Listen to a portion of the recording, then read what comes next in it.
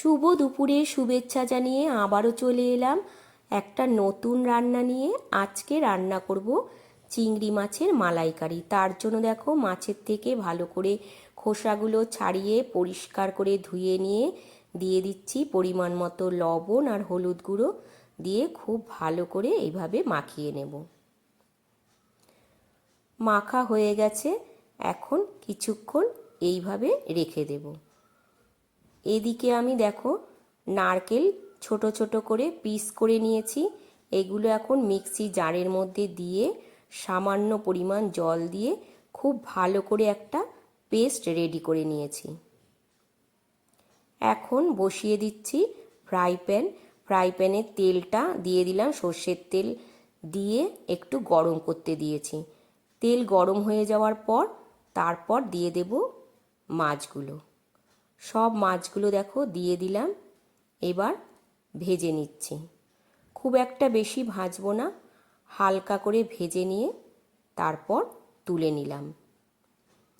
এই মাছ ভাজা তেলের মধ্যে তেজপাতা, দারচিনি আর কয়েকটা এলাচ দিয়ে দিলাম।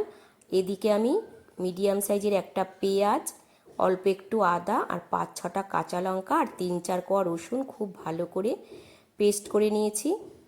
এখন দিয়ে দিচ্ছি 1 চামচ কাশ্মীরি লঙ্কার গুঁড়ো আর অল্প করে দিয়ে দিচ্ছি লবণ আর হলুদ।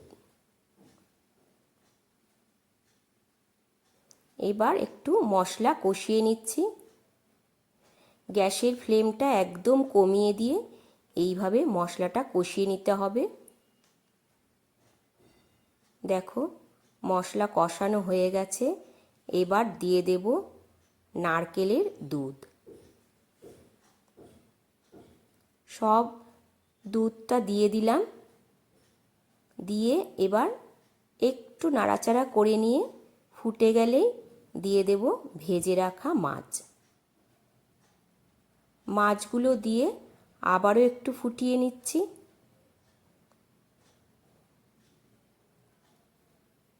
এখন দিয়ে দিচ্ছি 1 চামচ গরম মশলার গুঁড়ো দিয়ে আবারও একটু এইভাবে নেড়েচেড়ে নিয়ে আমি একটু ঢাকা দিয়ে রাখবো। দেখো কিছুক্ষণ ঢাকা দিয়ে রেখেছিলাম, সেটা আর তোমাদের দেখালাম না। এবার ঢাকাটা খুলে দিয়েছি, কত সুন্দর কালারটা এসছে দেখো বন্ধুরা। কেমন লাগলো আজকের এই চিংড়ি মাছের মালাইকারি রেসিপিটা অবশ্যই কিন্তু তোমরা জানিও। আর তোমাদের যদি ভালো লাগে তাহলে একটা লাইক কমেন্ট করে দিও। আবারও তোমাদের সাথে দেখা হবে অন্য একটা রান্নার ভিডিওতে। ততক্ষণের জন্য তোমরা ভালো থেকো। টাটা বন্ধুরা।